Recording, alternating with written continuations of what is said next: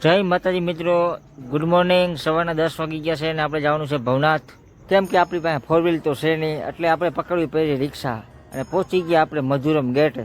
મોતીબાગ ભૂતનાથ થઈને પહોંચી ગયા અમે કાઢવામાં। આ મારા કેપ્ટન સાહેબ જોવો, વિનુભાઈ અને જયેશભાઈની બાજુમાં બેઠા હોય। વિનુભાઈ એકદમ જોશમાં રિક્ષા ચલાવે છે। પીરના દરવાજે પ્રવેશ કરતા જ પહેલા પ્રથમ આવે છે સોનાપુરી, જ્યાં માણસોને અંતિમ સંસ્કાર કરવામાં આવે છે અને માણસોને બારવામાં આવે છે। ત્યાંથી આગળ જતા અશોક શિલાલેખ પાસે આવે ચેકપોઇન્ટ। ત્યાંથી આગળ જતા લીલુંછમ જંગલ અને ડુંગરા દેખાણા, કેમ કે વરસાદના કારણે જંગલ એકદમ લીલું થઈ ગયું છે અને વાતાવરણ બહુ મસ્ત છે।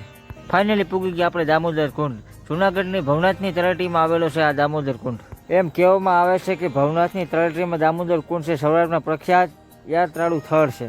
અને અમે ઉતરી ગયા દામોદરની કુંડની સામે। વિનુભાઈ નીકળી ગયા રિક્ષા લઈને પાર્કિંગમાં મૂકવા। પછી પી લીધી આપણે ચા, કેમ કે આપણે ચાના તો ચોખીને જઈએ જ। ચા વિના મને ચેન પડે નહીં।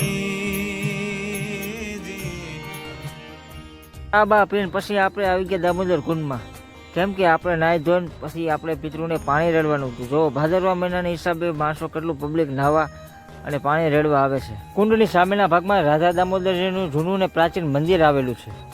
આ સામે આવેલો છે પીપળો, જેનાથી આપણે પિતૃને મોક્ષ મળે છે।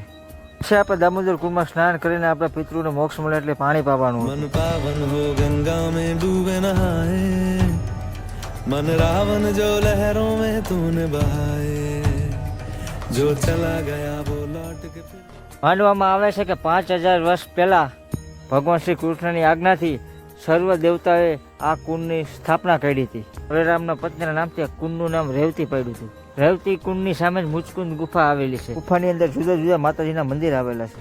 ગુફાથી પાછળ વળતા જ આપણે એક લોકેશન આવવાનું છે। આ લોકેશન છે મંદિરની બાજુમાં, એકદમ મસ્ત લોકેશન છે, જ્યાં માણસો ફોટા અને વિડીયો ઉતારે। આપણે પણ થોડાક ફોટા અને વિડીયો ઉતારી લીધો છે। પછી આપણે જવાનું તો આપણે આગળ નીકળી ગયા, જોયું એકદમ ડુંગર મસ્ત દેખાતો તો પછી આપણે આગળ જોયું તો આગળ તો બધે નીચે હાલે જ હતા, કેમ કે બધા નીચે ઉતરવા માંડ્યા હતા। આપણે પણ નીચે ઉતરીને પછી આપણે ગરીબ માણસો માટે થોડું ઘણું ખાવાનું અને થોડો ઘણા ઘઉં ને ચોખા ને બધું લેવા હતા। હું જયેશભાઈ લેવા હતા બધા માટે ખીર, પછી મેન જયેશભાઈ બધાને ખીર દઈ દીધી। અમારો વિડીયો આ સારો લાગ્યો તો લાઈક કરો, ફોલો કરો।